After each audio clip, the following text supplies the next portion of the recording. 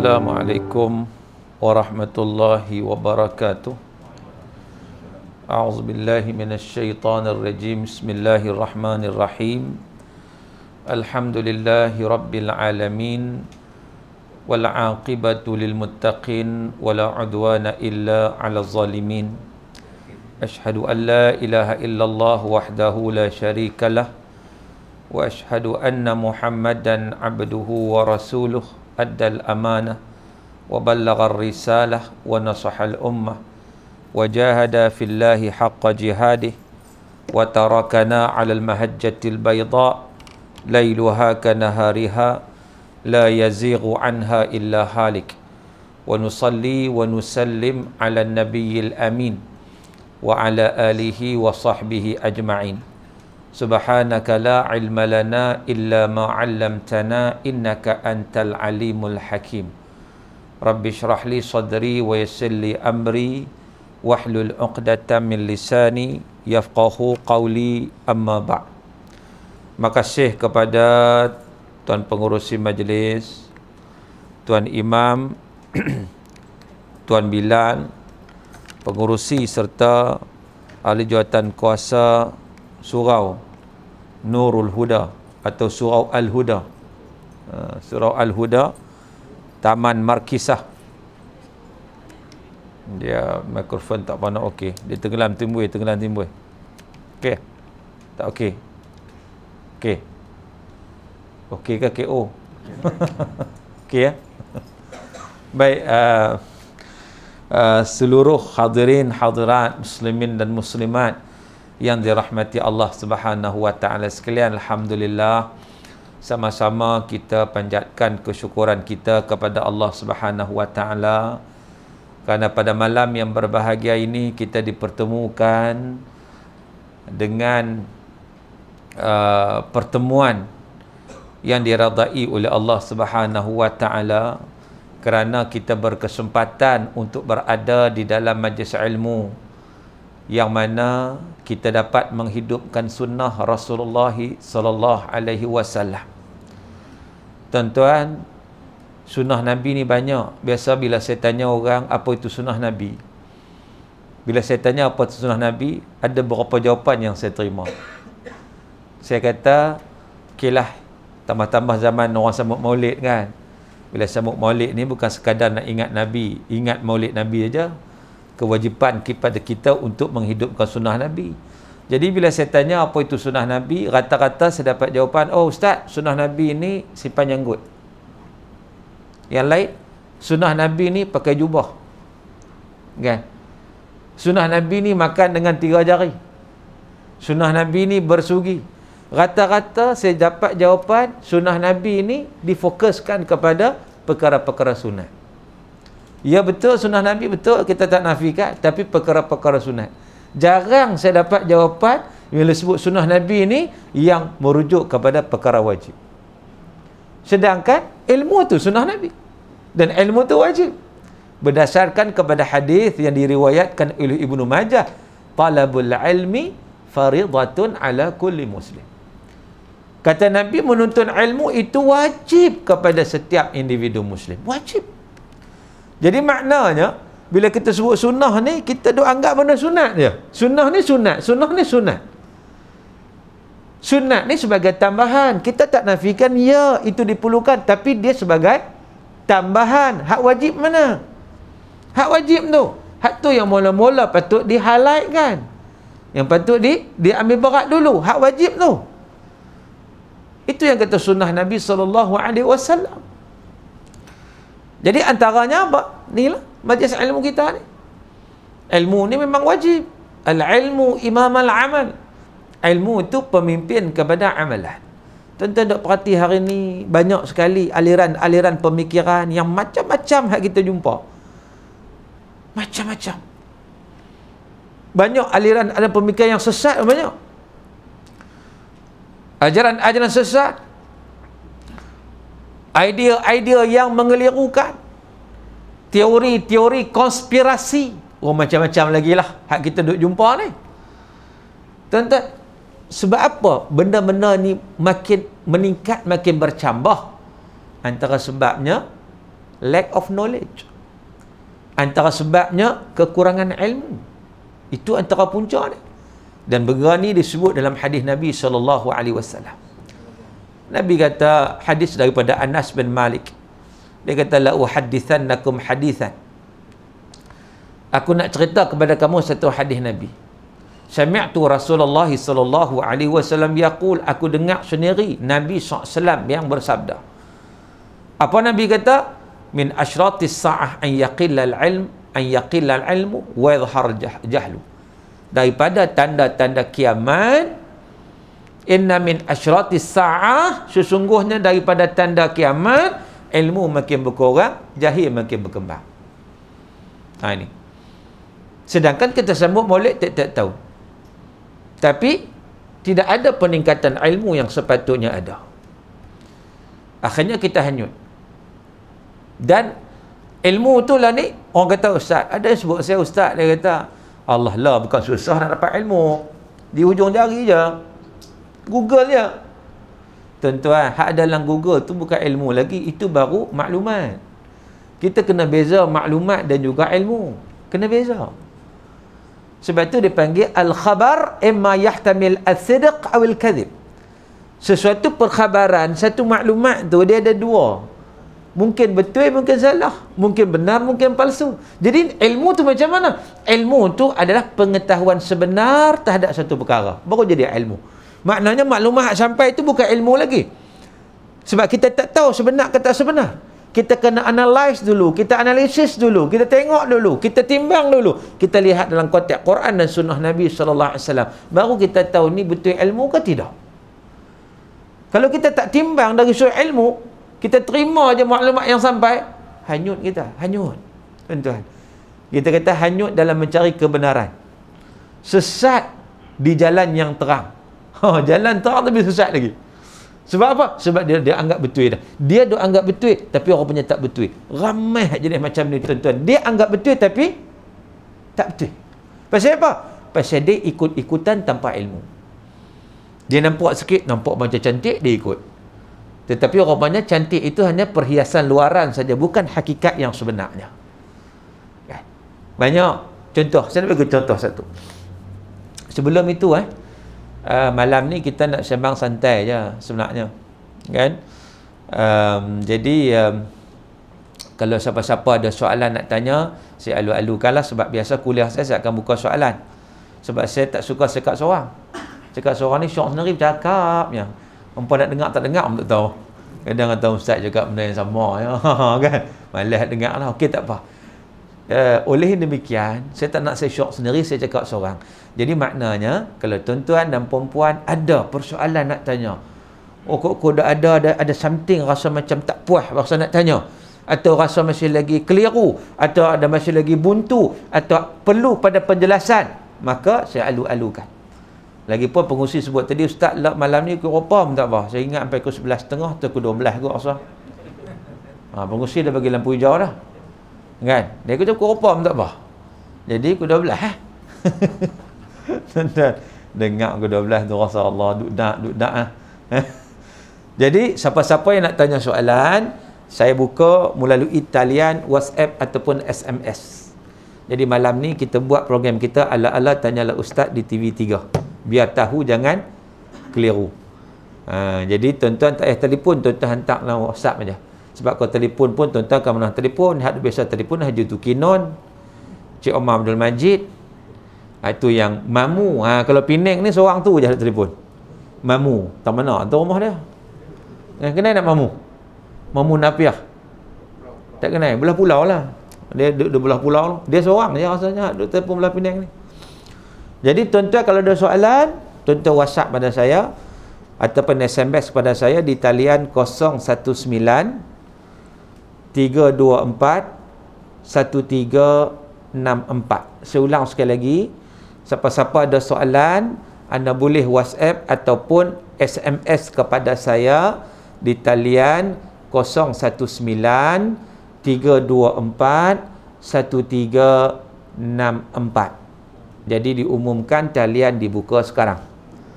So bolehlah kalau tuan-tuan nak SMS, nak WhatsApp soalan, Apa-apa soalan, insya-Allah saya akan cuba respon dari semasa ke semasa.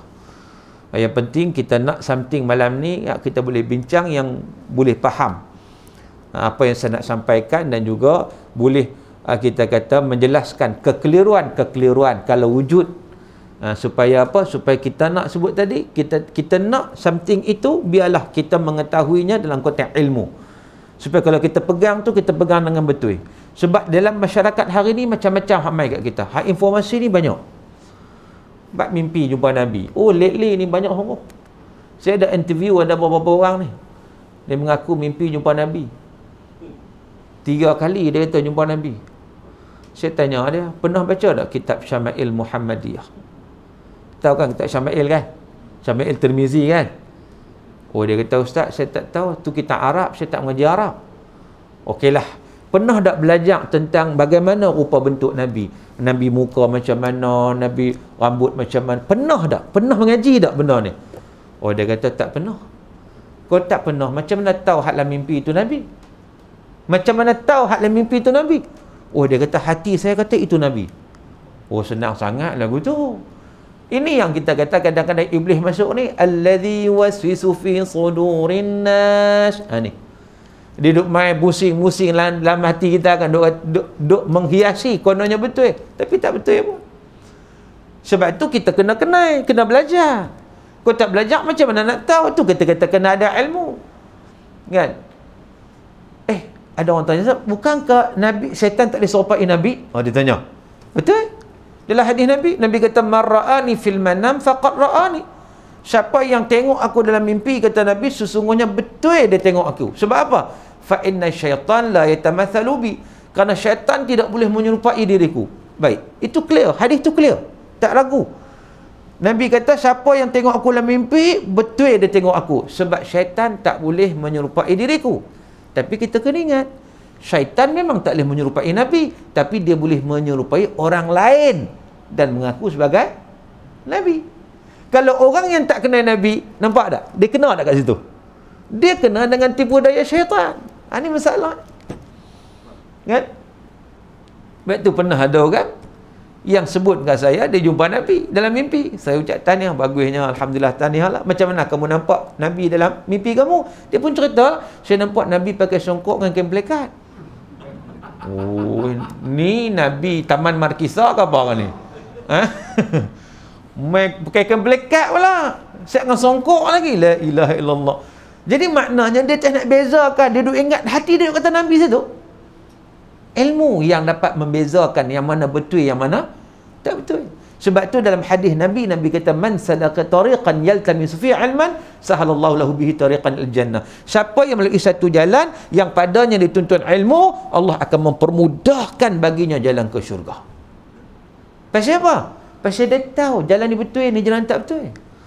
Syekh Abdul Qadir Jilani pernah satu ketika dia berjalan, tiba-tiba ada satu suara dari langit menyatakan, wahai Abdul Qadir Jilani, akulah Tuhanmu.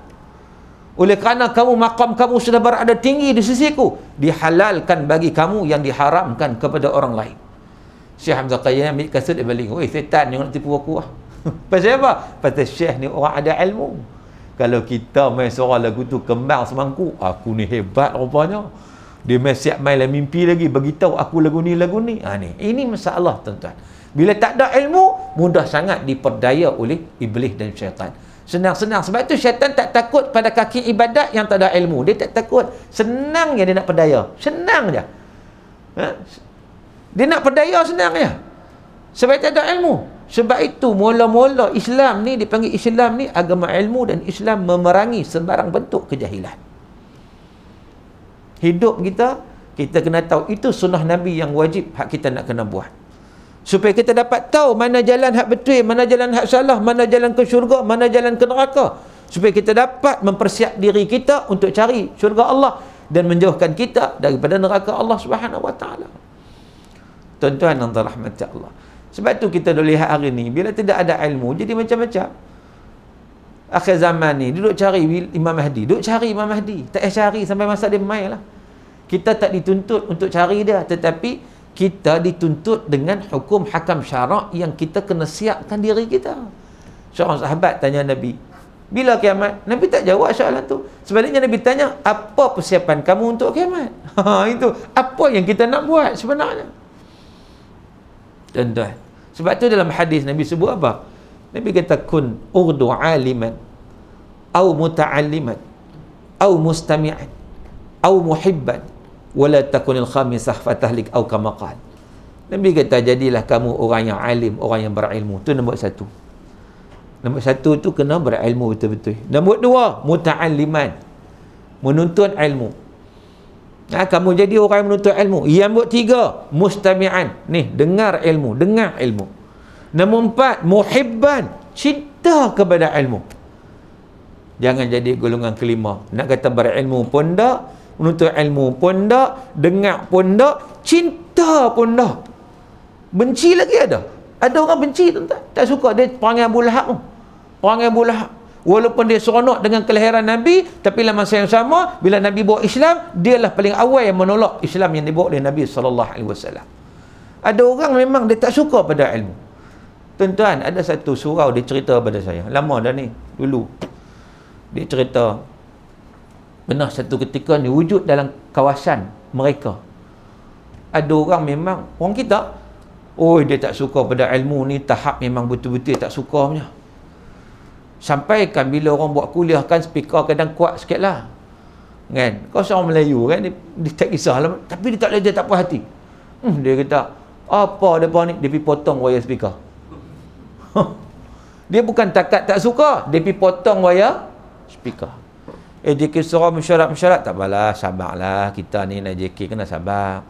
Dia pergi perbetul balik. Adalah salah seorang JK tu reti, dia perbetul balik kan. Kemudian dia dengar, bunyi pula dah. Dia pergi potong kali kedua.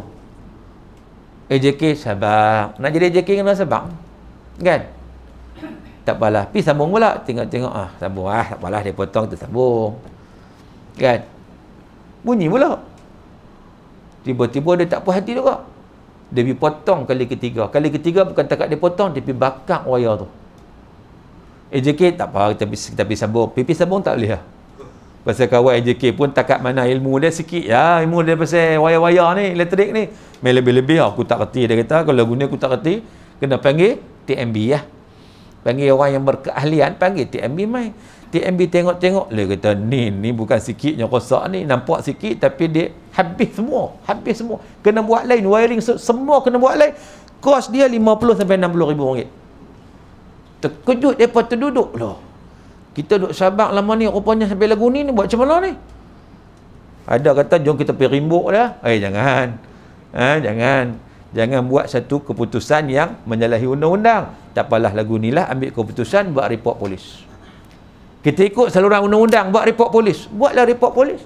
Bila buat report polis, tuan-tuan, OKT, orang kena tuduh ni dipanggil lah. Boleh panggil buat siasat. Tanya dia, kamu kan buat ni? Kamu kena mengaku ni? Dia kata, pasal tuduh saya? Ada bukti? Ada CCTV? Dia pun terdiam. Ada CCTV? Ada bukti? Yang tunjuk saya yang buat? Kan? Dia cuba nafikan. Polis tu pun dia pun ada pandai trik juga. Kami tahu. Tak tahu pun kata tahu lah. Kami tahu. Kami ada intelijen kami apa semua. Kamu kena ingat, dia kata. Kamu ingat kes ni kecil ke? Nampak macam kecil. Kamu tahu tak? Kos nak baiki itu 50 sampai 60 ribu ringgit. Dia dengar, dia terkejut. Saya potong pendek ni nya. Pasal apa? 50 ribu. Lah kali dia dengan tak sengaja tu terkejut dengan 50 ribu tu, termengaku. Orang tak mengaji bukan cerdik mana pun. Kan, tuan-tuan? Jadi maknanya, ada orang lagu ni. Kita dah ingat tak ada? Ada. Dan Nabi dah bagi tahu golongan macam ni, golongan yang binasa. Dia sama macam Abu Lahab. Nabi duk dakwah ikut, dia duk ikut belakang, duk nak kacau Nabi. Macam-macam dia berkata. Akhirnya dia akan terus berada dalam kejahilan. Orang tak mengaji ni, tuan-tuan, dia akan terus berada dalam kejahilan yang amat-amat merugikan. Pernah satu ketika ni di Kuala Lumpur, tuan-tuan. Cerita di Kuala Lumpur. Saya duk pergi satu surau ni. Ada mereka mengadu ke saya. Mereka kata, Ustaz, ada satu kumpulan ni, 4-5 orang ni, geng-geng pencen lah ni, pencen.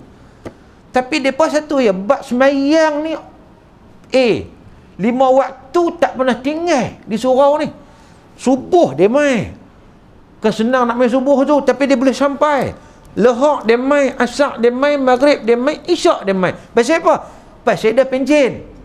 Pasal apa? 4-5 orang ni geng-geng. Jadi, boleh jumpa dekat surau kan. Jadi, pot tempat dia jumpa. Tapi satu hak dia tak suka. Mengaji pun tak mau. Mengaji pun tak mau. Tengok, mengaji balik. Dengar azan sekali, dah habis mengaji baru dia main. Begitu. Dia nak jadi cerita dia pula. Dia mengaji tak mau. Dia kata, teman kami tak mau dengar-dengar ni semua ni. Mengaji-mengaji ni mengarut je. Kita nak fokus ibadat je. Kan. Lalu apa jadi? Mereka ni pernah satu ketika ni dia suruh cerita kat saya sendiri. Lepas main subuh apa semua, mereka main subuh main. Ramai main. Zikir apa semua. Okay. Lepas tu ada kuliah. Taklah meja ni nak pagi. Tengok. Kuliah. Ada kuliah. 4-5 orang pakai tengok. Jom kita belah. Sebelum belah tu sempat sembahyang ba'diyah subuh 2 rakaat. Baru balik. Makna apa tuan-tuan? Adakah ba'diyah subuh ni? Dan lagi buat ba'diyah subuh 2 rakaat sebelum balik mengaji tak mau. Ini bahana dia. Dia duk rasa dia selesa. Dia duk rasa amalan dia bagus. Dia duk rasa dia dekat dengan Tuhan. Tapi setan gelak renyeh kat dia. Dia kena terpedaya macam tu saya. Dia tak tahu apa hak dia buat. Dia tak tahu betul ke salah hak dia buat. Dia pun tak tahu. Dia pakai ikut suka dia. Sedangkan Nabi kata, man amila amalan laisa alaihi amruna fahuwa rad. Hadis riwayat Imam Muslim. Siapa yang buat satu amalan yang tidak bertepatan dengan apa hak Nabi ajak, rad, rejected, tertolak. Nak tahu apa hak Nabi ajak? Kena mengaji. Kena tuntut ilmu. Tuan-tuan yang dirahmati Allah Subhanahu wa taala. Tuntut ilmu tu pula ada di mana manhaj dia. Ilmu apa yang kita mengaji pun dia takkan lari daripada Quran dan sunnah Nabi. Baik ilmu akidah, baik ilmu fiqh, baik ilmu tasawuf.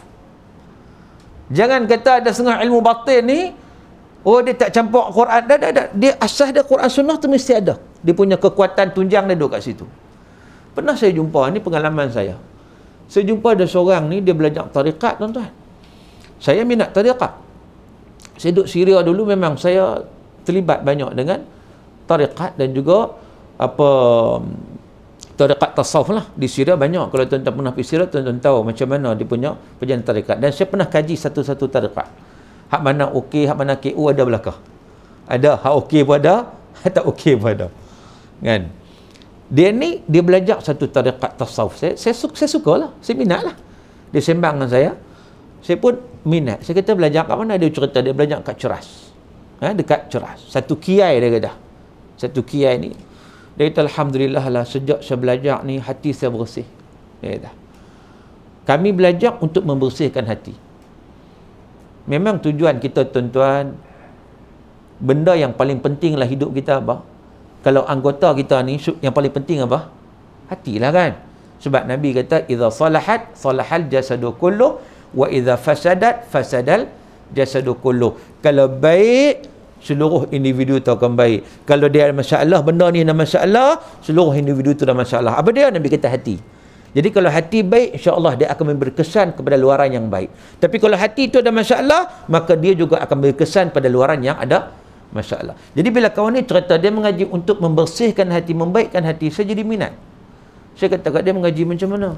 Saya pun nak mengaji juga. Boleh saya join pengajian kamu pada guru kamu yang katanya boleh bersihkan hati ni. Dia kata gini, saya dapat guru, alhamdulillah lah, guru saya ni bukan saya nak puji, tapi dia ni ada karamah. Sebab tu saya rasa macam belajar tu kira lega sangat-sangat ni. Belajar tu masuk, hati jadi bersih. Ada karamah macam mana? Saya kata, dia kalau sandak kat dinding ni, dia boleh tembus dinding. Kita tengok sini boleh tembus tak? Ada sandak dinding ni. Ni bukan tembus, lena. Kan? Benar sekali itu ni. Dia berkata pengalaman dia. Dia cerita ni bukan lawak-lawak, tuan-tuan. Cerita sungguh. Dia tahu bagi tahu pengalaman dia. Satu ketika dia kata dia balik ikut tok guru, balik ni ikut belakang, follow ikut belakang. Tok guru terlupa, dia terus masuk dalam rumah tu, tak buka kunci lah. Masuk rumah baru teringatlah nak murid di belakang. Dia keluar balik buka kunci bagi nak murid masuk. Itu dia kata guru saya ada karamah. Saya kata tak apalah, karamah tak karamah tu dialah Allah boleh bagi. Tapi saya nak tahu mengaji apa, saya kata. Hati berasa nak mengaji apa, nak tengok mengaji apa. Dia pun kata lah, baik, kita mengaji ni, dia kata, untuk hati bersih. Kita tak boleh mengikut pengajian biasa. Pengajian biasa ni, orang duk mengaji, duk cari yang mana betul, yang mana salah. Tak betul, salah, tak salah, betul, bila nak habis. Duk cari betul, salah, bila nak habis. Kita sepatutnya tak perlu cari betul dan salah lagi. Kita kena mengambil satu kesimpulan daripada betul dan salah. Saya dengar lagu tu, saya pun tak faham. Saya kata, saya ni tak tahulah bab-bab falsafah, saya tak kerti sangat. Tolong bagi contoh boleh tak? Macam mana yang kata kesimpulan daripada betul dan salah apa semua, dia boleh bagi contoh boleh tak? Dia kata lagu ni lah contoh. Okay, tak apa, saya bagi contoh. Dia kata iblis tak sujud pada Adam kan? Ya, betul. Quran sebut kan? Iblis tak betul.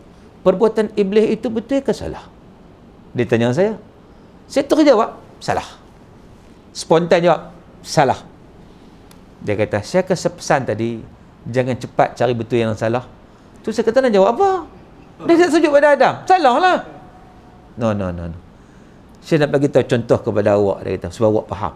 Oh, dia nak ajak saya lah. Kalau kita kata perbuatan iblis tak sujud pada Adam itu salah, maknanya kita membenarkan makhluk sujud pada makhluk. Sedangkan makhluk hanya boleh sujud kepada Allah, tidak boleh sujud pada makhluk. Faham ni? Nampak duk blur lagi ni. Saya ulang sekali lagi.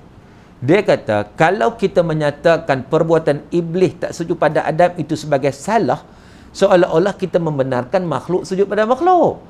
Kerana iblis itu makhluk, Adam itu makhluk. Sedangkan kita hanya boleh sujud kepada Allah, tak boleh sujud pada makhluk. Jadi kita tak bolehlah kata perbuatan iblis tak sujud pada Adam itu sebagai salah. Kalau kita kata salah, maknanya seolah kita membenarkan makhluk sujud pada makhluk. Nampak tak lagi? Logik tak? Logik tak? Logik kan? Logik kan? Fikir sekali, logik. Tapi saya kata, dah lepas tu saya kata, minta maaf cik. Saya kata, minta maaf cik. Ini ajaran sesat. Saya kata. Dia terkejut. Pasal apa? Sebab bercanggah dengan ilmu. Bercanggah dengan knowledge. Bercanggah dengan Quran dan sunnah Nabi sallallahu alaihi wasallam yang Nabi kata, taraktu fikum amrain lan tadillu ma in tamassaktum bihima kitaballah wa sunnati. Aku tinggalkan pada kamu dua perkara, kamu takkan sesat selama-lamanya bila berpegang dengan dua perkara ni, Quran dan sunnah Nabi. Hak kamu habaq ni, cik habaq ni, canggah dengan Quran. Dia kata bercanggah sama tak? Allah sebut dalam Quran, wa idh qulna lil malaikati isjudu li adama fasajadu illa iblis aba wastakbara wa kana minal kafirin. Allah Ta'ala kata ketika Allah perintah sujud, semua malaikat sujud, kecuali siapa tak sujud? Iblis. Pasal apa iblis tak sujud? Allah dah beritahu dah. Aba, dia ni bantah, ketegak. Wastakbara, dia sombong dan bongkak. Dia tak sujud tu kerana bongkak, sombong, arogan. Dalam ayat lain menyatakan dia pertikai perintah Allah. Dia kata, khalaqtahu min tin wa khalaqtani min nar. Ya Allah, kau ciptakan Adam daripada tanah yang dipijak di bawah ni, kau ciptakan aku menjulang tinggi, api menjulang tinggi. Takkan hak menjulang tinggi nak pergi tunduk, nak pergi sujud kepada hadap bawah ni? Soalah begitulah. Dia arogan, dia sombong, dia belagak. Allah sebut apa? Wa kana minal kafirin. Sombong dia ini, dia tergolong daripada golongan yang kufur kepada Allah Ta'ala. Jadi Allah dah bagi jawapan dah. Dia tak sujud pada Adam tu bukan soal makhluk tak makhluk. Kan? Sebab sujud itu kata para ulama bukan sujud ibadat. Bukan sujud ubudiyah perhambaan, itu sujud penghormatan. Sebab ibadat hanya kepada Allah. Itu penghormatan pada Adam sebab ini perintah daripada Allah Ta'ala. Jadi bukan sebab makhluk, isu makhluk tak makhluk, tapi isu dia, Quran dah cerita dia. Isu dia apa? Isu dia sombong, takabur. Sebab tu jangan ada sifat takabur, tuan-tuan. Sifat takabur ni sifat iblis. Sifat iblis menghancurkan. Saya sebut begitu. Dia geleng kepala, tak mau, tak ada. Sejak saya belajar ni, yang saya tahu hati saya bersih. Kamu ceritalah apa pun, saya tak akan ikut kamu, dia kata. Oh, tu pula dah. Dulu ni, masa saya belum belajar dulu, saya tengok bini saya siang ikan. Saya tengok biasa, tak ada apa ya. Lepas saya belajar ni, bini saya siang ikan, saya nampak ikan tu menangis. Tu dia lah. Sampai tahap macam tu. Ini saya kata setan. Orang yang jahil, mudah setan menguasai. Akhirnya dia rasa bahawa itu satu benda baik. Rupanya tak baik. Rupanya tak baik. Membawa dia ke arah kesesatan. Amat-amat rugi, tuan-tuan. Sebab itu kalau kita nak bersihkan hati kita, dia kena ada ilmu. Dia tak boleh macam tu je. Tak boleh terpengaruh dengan ajaran-ajaran, dengan pahaman-pahaman yang bercanggah dengan Quran dan sunnah Nabi SAW. Tak boleh. Sebab tu saya balik kepada asas yang sahabat daripada awal tadi lagi. Bahawa bila mana kita sebut untuk menghidupkan sunnah Nabi SAW, maka kita kena lihat sunnah yang paling utama. Sunnah yang ditunjukkan oleh Nabi SAW adalah sunnah ilmu. Dan ilmu itu merupakan kewajipan untuk kita belajar, barulah kita tahu jalan macam mana yang kita nak lalui, jalan macam mana yang kita nak ambil, jalan macam mana yang diredai oleh Allah Subhanahu wa taala. Tambah-tambah dalam suasana hari ini yang kita sebut sebagai zaman fitnah, zaman yang macam-macam.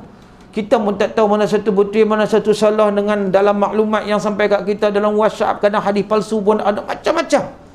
Maka bila kita berada dalam majlis ilmu, kita buka kitab, kita belajar, insya-Allah lama-lama kita akan nampak mana jalan yang benar, mana jalan yang salah, mana jalan yang membawa kepada kebaikan, mana jalan yang membawa kepada kesesatan.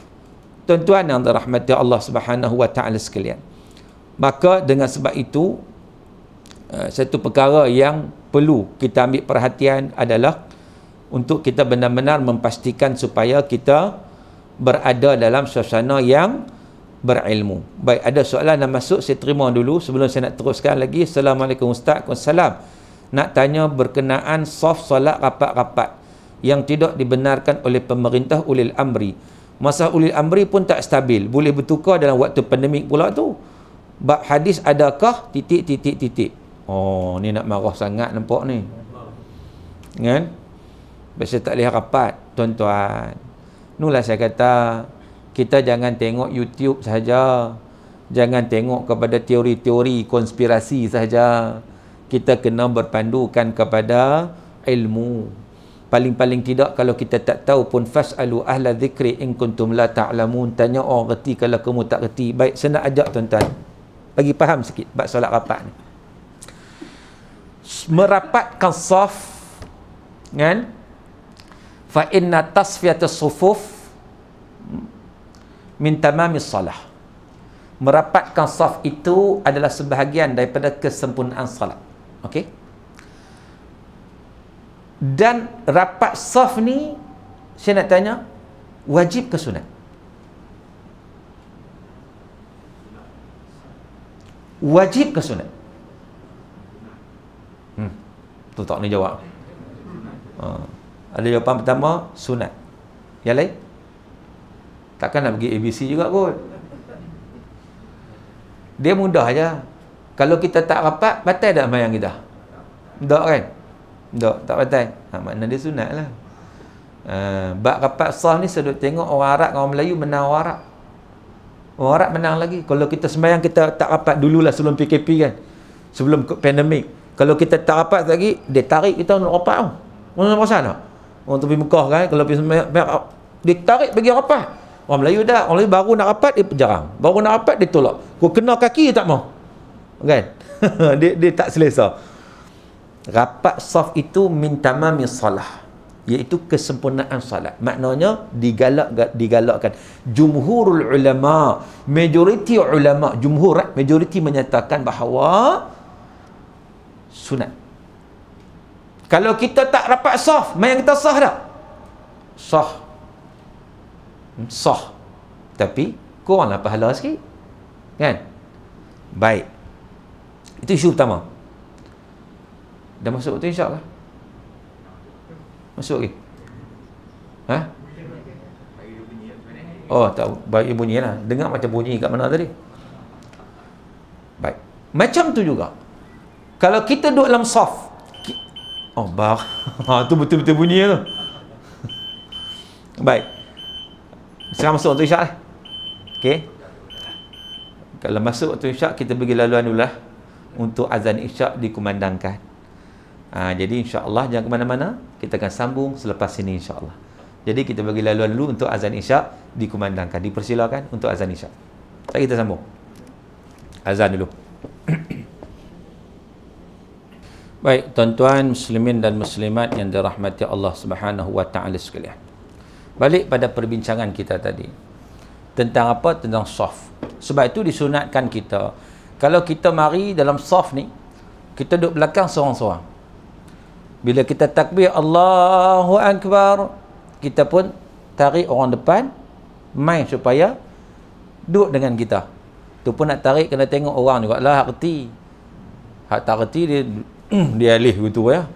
Pegang-pegang, buat apa kecil aku tengah mayang. Ni marah kita pula.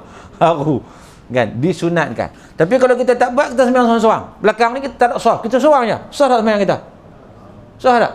Sah, tapi kuranglah sikit sebab tak ada sah kan. Maknanya di situ kita sepakat, okey, sekarang dia sunat. Baik. Dalam kaedah syarak menyatakan bahawa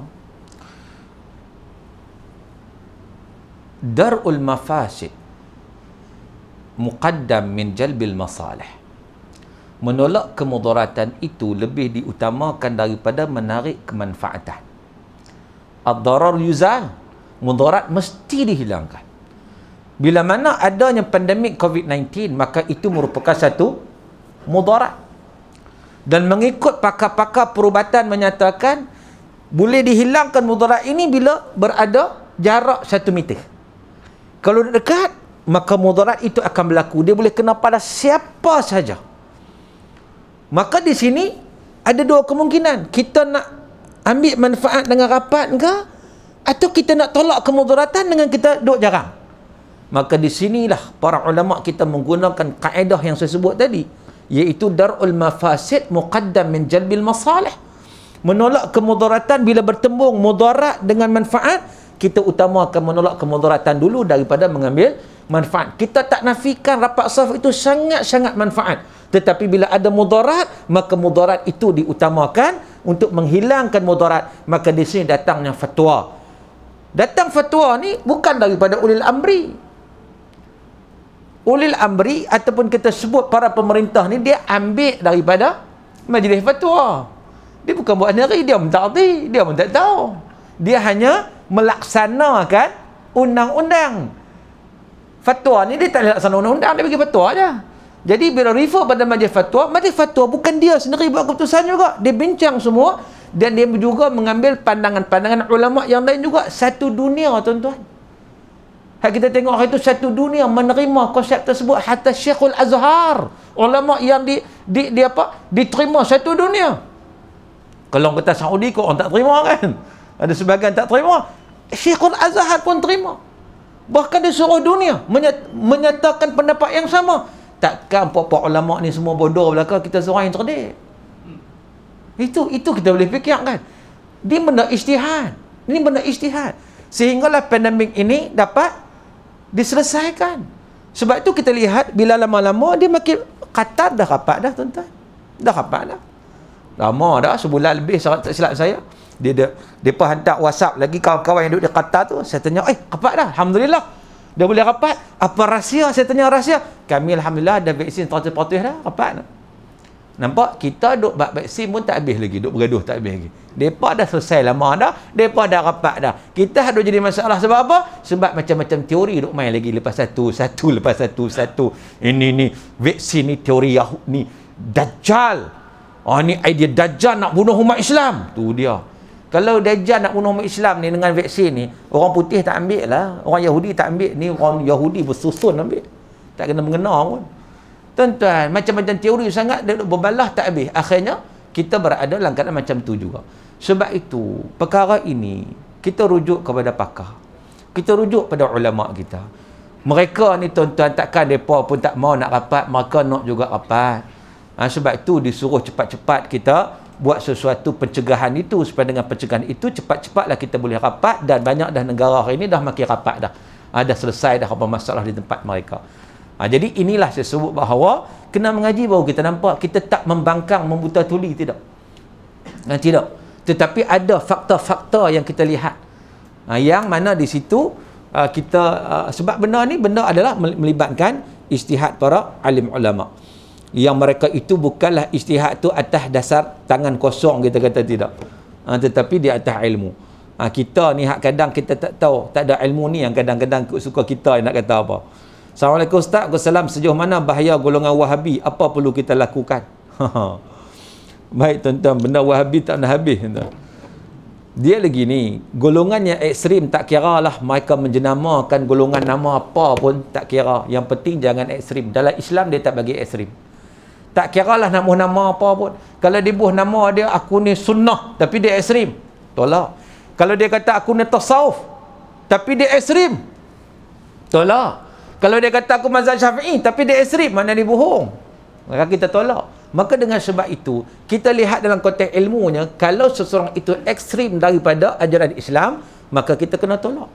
Kita tak terima, Islam tidak menerima ekstrim.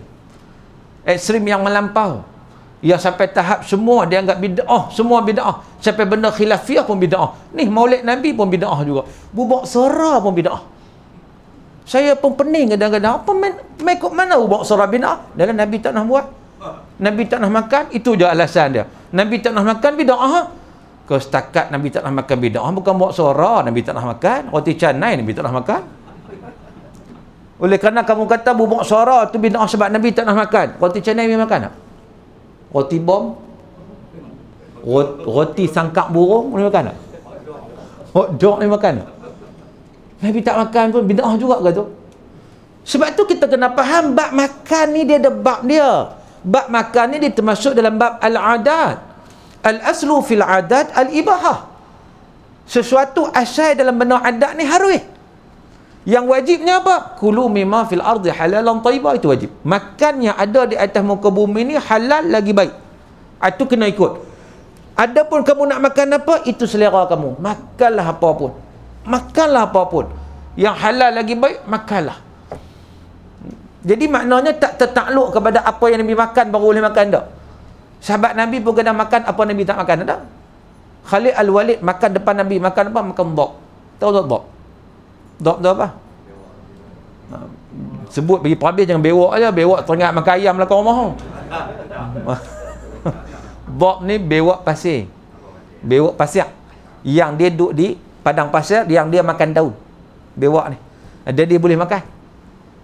Sahabat makan depan Nabi, Nabi tak makan tuan-tuan. Nabi tak makan, sahabat makan. Pasal apa? Dia selera. Dia halal, makanlah.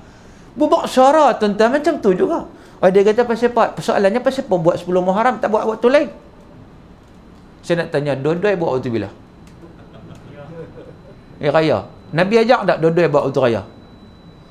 Dua-dua pun tak ada zaman Nabi. Ketupat. Raya juga kan? Pasal apa buat waktu raya ketupat? Ikut sukalah. Tak, dia kata. Tak puas hati lagi. Tak, dia kata. Yang 10 Muharram tu, puak Syiah. Pergi ke Syiah lah. Syiah ni 10 Muharram dia ada sambutan Karbala. Dia pukul diri dia. Kita setuju tak benda tu? Kita tak setuju. Pukul diri Islam tak ajar. Kalau kamu nak menangis, nak marah macam mana pun, kamu tak boleh lebih daripada had. Kamu nak menangis terhadap orang yang kehilangan seseorang. Nabi kata, laisa minna man latamal khudud wa syaqal juyub wa da'a bidakwal jahiliyah. Bukan dari kalangan kami mereka yang meratap-ratap ni. Menangis tak apa, meratap tak boleh. Tampak-tampak pipi pula, koyak baju pula, macam dilakukan oleh puasa cedera diri. Ini haram, memang tidak boleh. Ini sesat. Kan? Siapa kena dengan buat suara? Dia kata, bubuk suara tu asal usul Syiah. Jadi kalau kita buat suara, kita menghidupkan Syiah. Pergi kot tu pula dah. Kalau buat syirah tu Syiah tak boleh makan lah. Tu yang nak makan burger, spaghetti, pizza tu main mana? Main Bukit Minyak kah? Tuan-tuan, pizza tu main mana? Asal usul ni. Asal usul mana? Itali. Itali tu agama apa? Kalau ikut majoriti dia. Kristian.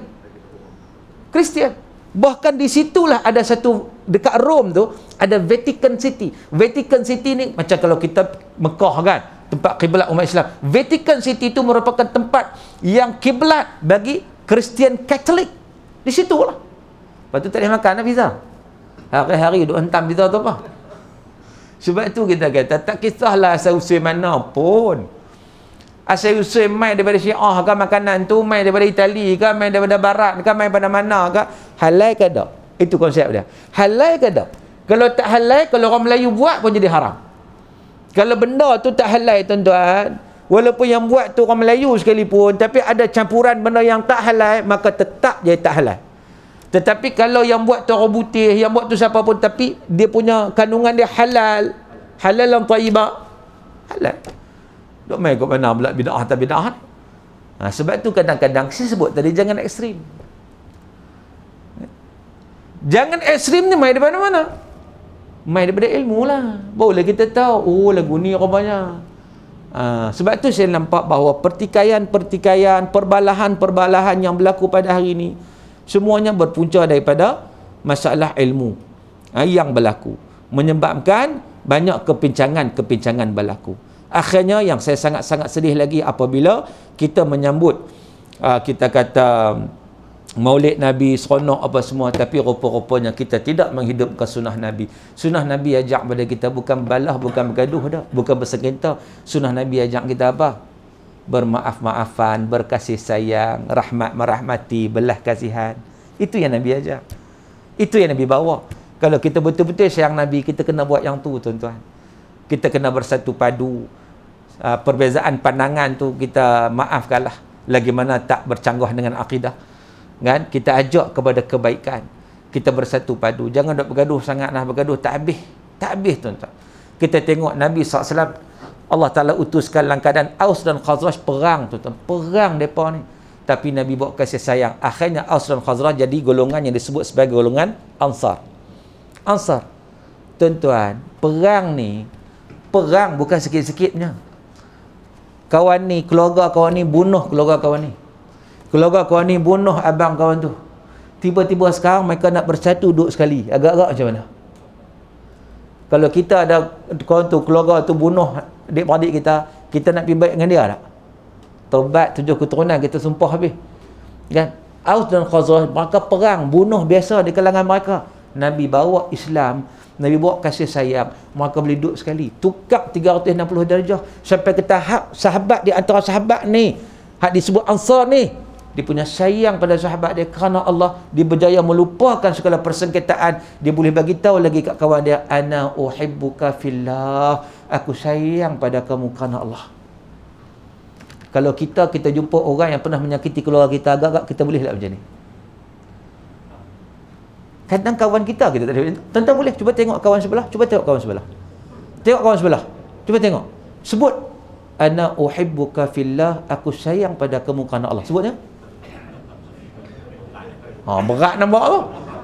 Nak sebut tu berat tu. Kita bukan bergaduh apa kawan kita pun. Tak gaduh nampak berat tu.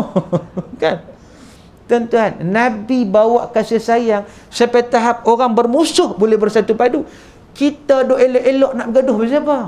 Maknanya kita sudah membuang sunnah Nabi SAW dalam kehidupan kita. Sangat-sangat rugi. Sebab itu marilah kita kembali, sama-sama kita berfikir macam mana cara kita nak hidup kisah Nabi dengan kasih sayang. Bahkan Nabi kata apa? Dalam sebuah hadis, Nabi kata, la tadkhulul jannah hatta tu'minu. Kamu tak boleh masuk syurga selagi mana kamu tak beriman. Itu prasyarat pertama nak masuk syurga. Nak masuk syurga kena ada iman. Sebab tu dalam hadis Nabi kata, man akhiru kalamihi la ilallah dakhala jannah. Siapa yang akhir kalamnya la ilallah masuk syurga, sebab dia mati kerana keimanan. Jadi Nabi kata, la tadkhulul jannah hatta tu'minu, kamu tak boleh masuk syurga sehinggalah kamu beriman. Wala tu'minu hatta tahabbu, dan kamu tidak dianggap beriman selagi mana kamu tidak berkasih sayang sesama kamu. Allahu Akbar. Ini hak Nabi ajak kita.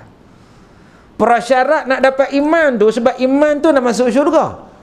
Iman tu masuk syurga, tapi nak dapat iman tu, Nabi kata syarat dia apa? Kena berkasih sayang.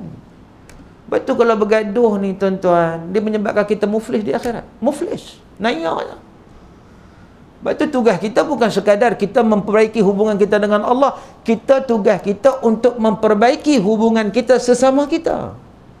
Berkasih sayang kerana Allah Ta'ala yang terbit daripada hati yang ikhlas, yang jernih. Yang ni hak Nabi ajak pada kita. InsyaAllah kalau kita boleh buat yang ni, betul-betul kita hidup sunnah Nabi. Dan nak buat hak ni main daripada mana? Main daripada ilmu. Baru kita tahu, oh lagu ni rupanya ilmu yang mengajak kita. Apa yang Nabi sarankan pada kita, baru kita tahu. Ini satu benda yang sangat penting. Tambah-tambah dalam suasana kita pandemik yang tak berkesudahan lagi ni, banyak lagi masalah-masalah yang kita hadapi. Maka di situ kita perlu kepada sokongan kawan-kawan, rakan-rakan. Kita kurangkan pergeseran, kita pertautkan ukhuwah. Maka insya-Allah kekuatan ukhuwah itu merupakan satu kemenangan bagi umat Islam, insya-Allah. Sebab itu tak heran sahabat-sahabat Nabi, walaupun kalau kita tengok peringkat awal mereka bergaduh, bila Nabi bawa Islam maka bersatu atas agama Allah. Lepas tu mereka tak gentar bertemu dengan sesiapa pun. Allah bagi pertolongan pada mereka, bagi pertolongan satu. Bahkan Allah sebut dalam Quran, wa kana haqqan alaina nasrul mu'minin, menjadi tanggungjawab kepada kami, kata Allah, untuk memberi pertolongan kepada orang beriman. Ada orang bertanya, pasal apa orang beriman pada hari ini macam-macam dizalimi, pasal apa Allah tak tolong? Sedangkan Allah janji dalam Quran Allah akan tolong. Dijawab oleh Syekh Abdul Majid Az-Zindani. Dia kata apa? Dia kata memang Allah janji nak tolong orang beriman, tapi hari ini kita bertanya, apakah kita ni benar-benar beriman yang melayakkan dapat pertolongan Allah? Tu dia, kena balik kat kita. Kan? Kena balik kat kita. Sedangkan sahabat-sahabat Nabi dah tunjuk pada kita keimanan sungguh-sungguh pada Allah, dia berjaya melupakan persengketaan, semata-mata kasih sayang kerana Allah. Akhirnya Allah bagi kemenangan demi kemenangan demi kemenangan, walaupun terpaksa menghadapi musuh yang sangat besar bilangan dia. Tuan-tuan tahu tak, dalam perang Mu'tah umat Islam hanya 3,000 lawan dengan musuh 200,000, tapi umat Islam boleh menang. Di mana kekuatan umat Islam? Kat mana? 3,000 lawan 200,000 menang. Logik adat kita kata boleh menang tak? 3,000 lawan 200,000, macam 3 orang dikepung oleh 200 orang. Adat kita kata luku kepala seorang sikit mati lah. 200 kepung 3, tak boleh buat apa.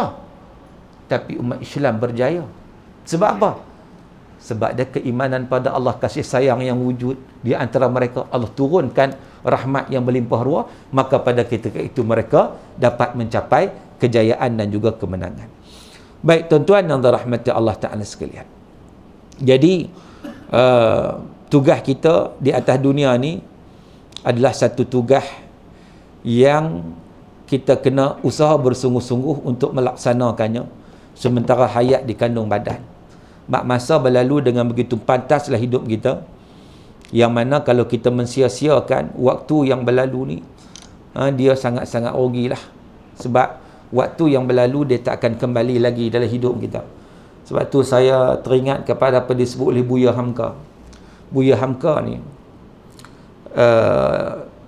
dia ni pengarang kitab tafsir Al-Azhar, tahu kan? Profesor Hamka, dia orang Padang, Indonesia. Dia tafsir bahasa Melayu, ada 10 jilid lebih kurang.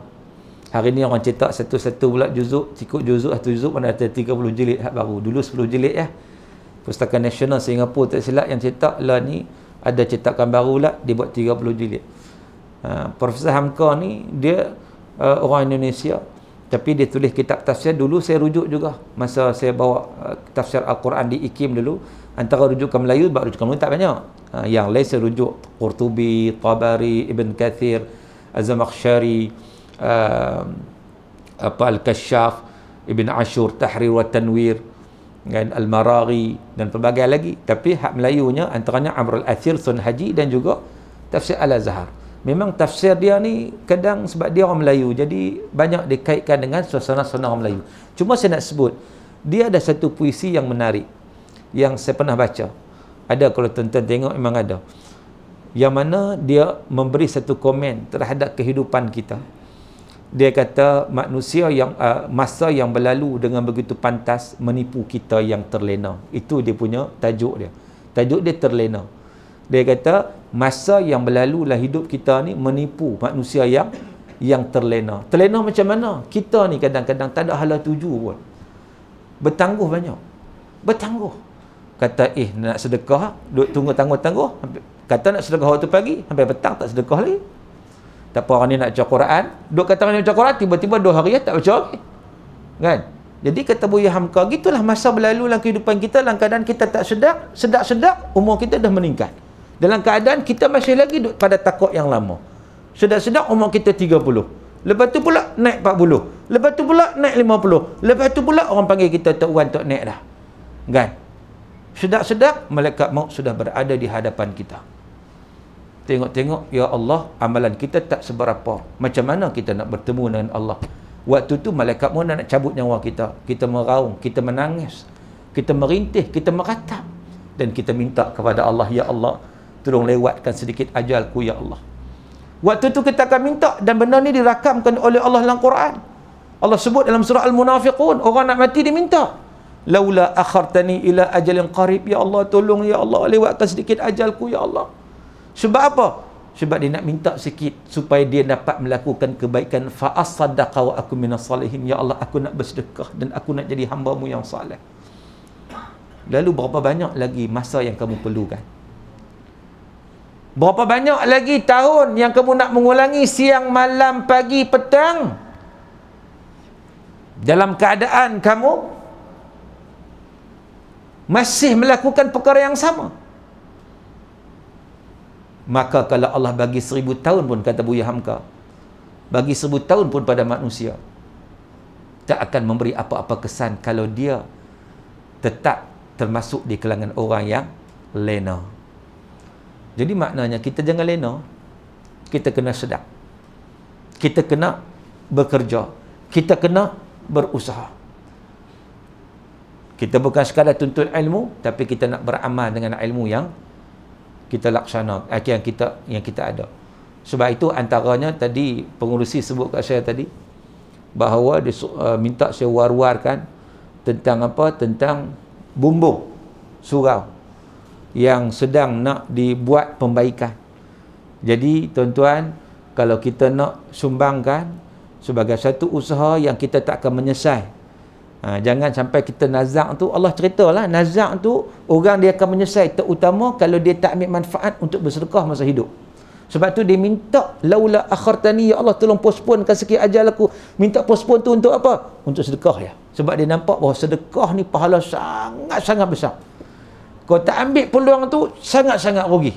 Maka dengan sebab itu, oleh kerana ada peluang itu, kita lihat bagaimana surau ini, Surau Al-Huda, Taman Markisah, Bukit Minyak, memerlukan sedikit sumbangan, bantuan, terutama nak membaiki bumbung. Lagi lain bumbung lagi, bumbungnya, dan juga apa-apa yang berkaitan lah. Jadi maknanya kalau kita tak termasuk dalam orang terlena, kita ada ilmu, kita tahu bahawa benda ni sangat manfaat, maka tuan-tuan, bila kita sumbangkan, insya-Allah jariah itu akan terus sampai pada kita sampai bila-bila. Katakan kita dah mati dah, tapi surau ni masih lagi digunakan, kan? Orang masih lagi boleh berteduh di bawah bumbung tersebut untuk datang ke surau, maka selagi itulah pahala akan terus mengalir kat kita. Waktu tu kita rasa lega dulu, aku sedap dulu, aku tunaikan juga, kalau aku tak buatlah naiknya sungguh, kan? Jadi maknanya kita kena ambil perhatian dan juga kita kena beramal dengan apa yang kita tahu ataupun apa yang kita belajar. InsyaAllah mudah-mudahan ianya memberi manfaat kepada kita semua. Baik tuan-tuan yang dirahmati Allah Ta'ala sekalian, saya nak tengok lagi kalau ada soalan yang dihantar pada tuan-tuan. Tadi ada satu soalan dah saya dah jawab dah, soalan daripada WhatsApp tadi. Yang kedua ada soalan daripada SMS tadi. Okey. Sekarang saya buka soalan secara lisan. Kalau siapa-apa nak tanya apa, saya umumkan talian ditutup. Cukuplah untuk WhatsApp ni sekadar itu. Kita buka secara lisan. Kalau siapa-siapa nak tanya apa, dipersilakan. Ada soalan?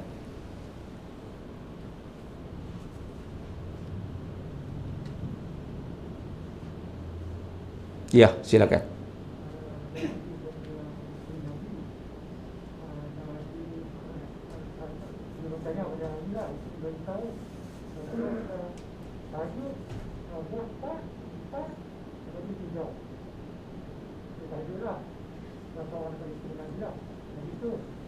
Bila 4-4 tu 2-2 ke ataupun 4 direct ke macam mana? Tahajud. Tahajud. Hmm. Yang kedua Zuhur. Hmm. Zuhur anak kata sebelum Zuhur 4, selepas Zuhur 4. Hmm. Itu pada salah seorang isteri lagi lah. Hmm. Hadis tu. So kaedah tu macam mana? Sama ada 2-2 ataupun 4 direct? Baik, bab solat sunat Baik, terima kasih kepada persoalan sahabat kita berkaitan dengan solat sunat. Yang pertama solat tahajud, solat malam. Yang kedua bab solat lahuk. Kan? 4 rakaat sebelum Zuhur, 4 rakaat selepas Zuhur. Dia sebenarnya pertama saya jawab yang Zuhur dulu, lepas tu lagi saya jawab yang tahajud. Yang Zuhur ni begini ya. Yang solat Zuhur ni qabliyah Zuhur, dia ada 2 rakaat yang muakkad dan ada 2 rakaat yang tidak muakkad. Ba'da Zuhur macam tu juga. Ada 2 rakaat yang muakkad, ada 2 rakaat yang tidak muakkad. Apa makna muakkad? Apa yang makna tidak muakkad? Yang muakkad ni makna Nabi cukup jaga. Nabi akan buat kat mana pun. Tapi dia tetap sunat. Walaupun dia sunat tapi Nabi jaga. Yang tak muakkad ni kadang Nabi buat, kadang tidak. Maka dengan sebab itu Zuhur ni 2 muakkad sebelum, 2 muakkad selepas. Dan 2 muakkad sebelum juga tambah lagi 2 lah, 4 lah. Dan 2 muakkad selepas. Maka dengan sebab itu kita buat 2-2. Bukan 4 sekali hari tak. Kita buat 2 dan 2. Manakala solat tahajud ni pula, dia memang solat malam ni, ada orang pernah tanya saya, Ustaz, saya nak solat malam, nak qiyamul lail, nak buat mana dulu? Saya kata dulu macam mana? Nak buat tahajud dulu ke? Nak buat hajat dulu ke? Nak buat tasbih dulu ke? Nak buat taubat dulu ke? Sebenar-benarnya solat malam ni solat apa? Yang kata qiyamul lail tu solat malam ni sebenarnya solat apa? 2 aja sebenarnya. Tahajud dan witir je. Pasal apa? Solat hajat siang boleh buat tak? Boleh. Semalam boleh, siang boleh. Solat taubat siang boleh buat tak? Boleh. Malam boleh, siang boleh. Solat tasbih siang boleh buat tak? Boleh juga. Malam boleh, siang boleh. Tahajud boleh buat siang tak? Tak boleh. Maknanya hak betul solat malam dia tahajud. Witir boleh buat siang tak? Siang boleh buat witir? Tak boleh. Kan? Dia malam lah, lepas isyak kata kan. Maknanya di situ adalah, maknanya apa? Hak solat malam apa? Tahajud dan juga witir. Dan pula witir ni kita tahu dia solat ganjil. Nama pun witir ganjil lah. Ganjil ni paling kurang 1 rakaat. Sempurna 3 rakaat. 2 campur 1, 3. Ataupun 5. Ataupun 7. Ataupun 9. Ataupun 11. Tapi jangan buat banyak sangat. Takut tak boleh nak maintain. Buat 3 pun jadilah. Kan? Buat 3 pun jadi. Baik, tahajud. Nabi SAW kata, salatul lail masna masna. Salat malam 2 rakaat. 2 rakaat. Kita boleh buat 2 rakaat. Tambah lagi 2 rakaat. Tambah lagi 2 rakaat. Tambah lagi 2 rakaat. 8 rakaat sebagai contohnya. Maka, buat macam mana? Nabi kita buat 2. Itu hadis Nabi. Salatul lail masna masna. Buat 2 dan 2. Kalau kita larat buat 8 rakaat. Kalau tak larat buat 2 rakaat cukup lah. 2 rakaat pun dah cukup dah. Asalkan kita boleh maintain. Ni pulun-pulun itu tak buat. Malam tu je buat, malam ni tak buat lah. Kan? Maka dengan sebab itu, dan kita tutup dengan witir. Witir pula ada 3 cara kita boleh buat. Yang pertama, kalau kita gamak, kita rasa tak boleh nak buat waktu lain, lepas isyak boleh buat dah. Witir. Lepas isyak boleh buat dah. Ataupun kalau kita rasa bangun tak tahu boleh bangun ke tak tengah malam, kita buat sebelum tidur. Berdasarkan kepada hadis daripada Abu Hurairah kata apa? Ausani khalili bi thalath. Rasulullah wasiat padaku 3 perkara. Antara 3 perkara tu wa an utira qabla an arqud. Untuk aku berwitir sebelum aku tidur. Mana boleh buat sebelum tidur. Ataupun kalau kita jenis memang tiap-tiap malam memang bangun confirm insya-Allah kita ni memang tak pernah miss. Kan? Maka kita jadikan witir di hujung. Berdasarkan hadis Nabi, ij'alu akhir salatikum bil lail witra. Jadikan solat malam kamu, akhir solat malam kamu dengan solat witir. Jadi ikut diri kita, kita tanya diri kita, kita ni boleh hak mana? Hak mana kita boleh kita buat? Begitu. Wallahu taala alam. Baik, lain soalan? Ya. Adakah jumlah angka di dalam kita berzikir atau kita berwirid ni ada dimestikan? Sebab biasa saya bukan betul-betul dia lah, ada orang mereka yang kata kira betul kan. Kira ada banyak buat dan jangan kira. Kalau nak kira dengan Allah pula kita nak berzikir kan, kita nak berdiri. Itu dalam konteks kita. Baik, zikir nak berapa? Haklah hadis sebutlah solat apa ni, zikir 33 tasbih tu sebutlah hadis. Tasbih 33 kali, tahmid 33 kali, takbir 33 kali, itu memang dah ada. Baik, persoalan biasa timbul ni orang hak berzikir 1000 kali, 100 kali, 1000 kali, 5000. Apa dok kira-kira pula? Dia begini, dia kira-kira tu bukan semata-mata nak kira. Kita kena faham tujuan dia. Tujuan kita kira itu adalah untuk kita meningkatkan prestasi kita. Hari ni kita buat 100. Esok kita buat 200. Lusa kita buat 300. Lagi banyak, lagi bagus. Wadhkurullaha katsira. Ingat Allah banyak-banyak. Jadi nak zikir pada Allah banyak-banyak. Banyak mana tu tak kira. Dia tidak ada had. Tidak terhad banyak mana, tidak ditetapkan oleh hukum syarak. Nak zikir 1000, 1000 lah. 10,000, 10,000 lah. Sejuta boleh kalau nak zikir. Terpulang lah. Tapi kita ni, tuan-tuan, kita nak kalau boleh lagi malam lagi banyak. Kalau kita tak kira, tak ada masalah. Tak payah kira. Tetapi, kita tak tahu prestasi kita macam mana. Betul tak? Kita tak tahu kan prestasi kita kan. So kita nak tahu prestasi kita macam mana? Kita kira. So salah tak kira? Tak salah. Macam orang menega lah. Menega lah.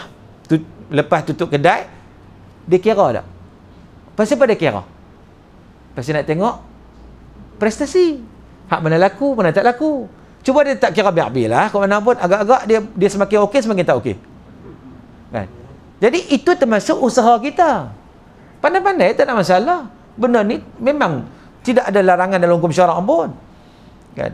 Memang orang kata, oh tak kira, nak berkira dengan Allah. Bukan masalah berkira dengan Allah, tidak. Tujuan kita kira tu dengan tujuan untuk kita mempertingkatkan diri kita supaya hari ke hari itu makin banyak. Kalau kita biar lagu tu je, orang ni, kita ni agak-agak makin banyak kan sikit. Makin sikit ada. Sebab tu tidak ada masalah. Bahkan kalau ikut apa yang disebut oleh Ibnu Athaillah As-Sakandari dalam kitab Hikam. Dia kata apa? Ma nafa'al qalb syai'un misla uzlatin yadkhulu biha midana fikrah. Tidak ada sesuatu yang lebih memberi manfaat kepada hati kita selain daripada kita beruzlah yang padanya kita bertafakur kepada Allah. Uzlah ni macam mana? Disyarahkan oleh almarhum Syekh Dr. Muhammad Sa'id Ramadan Al-Buti. Dia Syekh Ramadan Al-Buti, dia ada syarah dia terhadap kitab Hikam. Saya pernah mengaji dengan dia di Syria. Subhanallah. Tuan-tuan, Syekh Buti ni dia cakap slow ya. Cakap kan? Cakap qala al-musannif qala ibnu Athaillah As-Sakandari fi kitabih. Lagu tu dia cakap slow ya.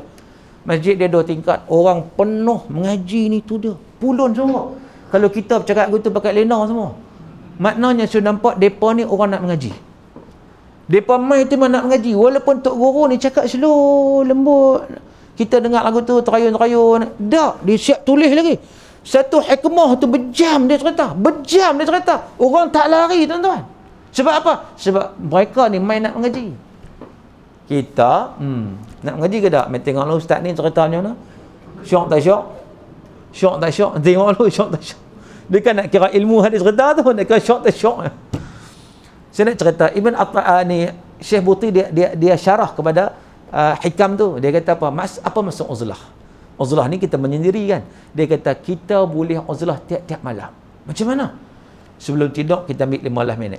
Setengah jam. Kita duduk seorang-seorang. Masa seorang-seorang tu kita berfikir, bertafakur. Apa kita kata kelemahan kita hari ni? Apa kesalahan kita yang kita nak kena bertaubat pada Allah hari ni yang kita buat? Apa benda kebaikan yang kita buat hari ni yang kita besok kita nak pertingkatkan lagi? Kalau kita selalu check and balance macam ni tiap-tiap malam, insya-Allah prestasi kita akan meningkat. Bab agama pun nak kena check, tuan-tuan. Bukan bab dunia je nak kena check. Ni kita bab kira-kira, bab nega check bagus punya. 1 sen pun tak lari. 1 sen pun tak lari ni. Dia cari mana, pasal mana hilang seduit ni, mana hilang seduit ni. 1 duit pun 1 sen dia cari merata hilang. Bab dunia. Kalau bab akhirat ni, bab amal ibadat, dia tak nak ambil tahu pun, dia buatlah macam mana pun. Ini masalahnya. Kena ada uzlah ni. Itu contoh. Jadi bab kira tadi untuk prestasi tak ada masalah. Okey? Wallahu a'lam. Lain soalan? Ya. Ustaz, adakah sebutan sallallahu alaihi wasallam itu kira selawat? Ya. sallallahu alaihi wasallam itu dia kira selawat. Allahumma salli ala Muhammad pun dia kira selawat. Kan? Dan Nabi kata man salla alayya marrah sallallahu alaihi bi'asyara. Siapa selawat padaku sekali, Allah akan selawat padanya 10 kali. 10 kali selawat Allah Taala pada kita tu makna apa? Rahmat yang Allah Taala bagi kepada kita. Jadi perbanyakkanlah selawat. Sebab tu guru saya dulu, dia pesan pada saya 3 benda. Dia kata kamu jangan tinggal zikir ni. Zikir ni macam-macam kita tahu kan. Tapi hari-hari jangan tinggal. Apa dia? Yang pertama istighfar. Astaghfirullahalazim alladzi la ilaha illa huwal hayyul qayyum wa atubu ilaihi. Al-hayyu ka al-hayya? Al-hayyul qayyum ka al-hayyal qayyum? Hak baru ni benda tu duk bergaduh dalam YouTube tuan. Al-hayya al-hayyu ni. Lah zikir tak pun duk bergaduh bab hayya-hayyu je. Sedangkan dua-dua boleh. Di grammar saja al-hayya tu na'at sifat, al-hayyu tu mubtada, khabar li mubtada mahzuf. Boleh dua-dua. Dalam hadis pun dua-dua ada. Tak nak masalah lah. Al-hayyul qayyum boleh, al-hayyal qayyum boleh. Duk bergaduh pasal baris tu. Buat dah. Kan? Sebab orang kita ni dia suka apa? Gaduh dia syok. Dia syok gaduh ya. Istighfar kurang-kurang 100 kali. Itu kita nak kira tu. Kurang-kurang kalau boleh kita nak lebih lagi. Kurang-kurang 100 kali pagi, 100 kali petang. Istighfar. Yang kedua kalimah tauhid. Apa dia? La ilaha illallah, la ilaha illallah. 100 kali pagi, 100 kali petang. Lebih tak apa. Tu paling kurang minimum kita nak latih diri kita. Yang ketiga selawat pada Nabi. Paling tidak 100 kali pagi, 100 kali petang. Ni guru saya besar lah. Sebab kita nak lazimi diri kita. Hari-hari kita buat. Samping zikir lain banyak lagi. Boleh buat semua. Tak ada masalah. Tapi hak ni jangan tinggal. Kan? Untuk kebaikan kita. Wallahu a'lam. Lain soalan?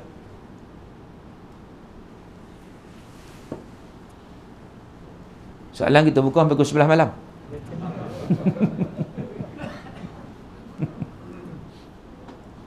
Ada kesalahan tak ada? Cukup lah, no? Cukup pukul 9 lah, cukup lah. Jadi sekadar itulah sedikit perbincangan kita pada malam ni tuan-tuan. Moga-moga insya-Allah sedikit sembang-sembang santai kita malam ni mudah-mudahan dapat sikit manfaat. Mudah-mudahan dapat memberi kebaikan pada kita insya-Allah. Kita tambahkan ilmu. Sambil kita nak mai kuliah, kita baca buku. Buku jangan tinggal ya, sebab iqra' tu penting. Tapi jangan iqra' saja, jangan baca saja tak mengaji tak boleh. Baca mengaji pun mengaji. Di situ kita dapat kaedah, menambahkan lagi ilmu kita insya-Allah. Supaya kita dapat meningkatkan lagi kesempurnaan dalam ibadah kita kepada Allah Subhanahu wa taala. Dan di sini juga ada buku kalau tuan-tuan nak, jom sempurnakan solat kita. Ini saya penyemak buku ni. Bukan penyemak. Cumanya dia buat kaedah wakaf ni menarik juga. Kalau ikut harga dia 29-30 ringgit lah satu ni buku ni kan, tebal ni kan.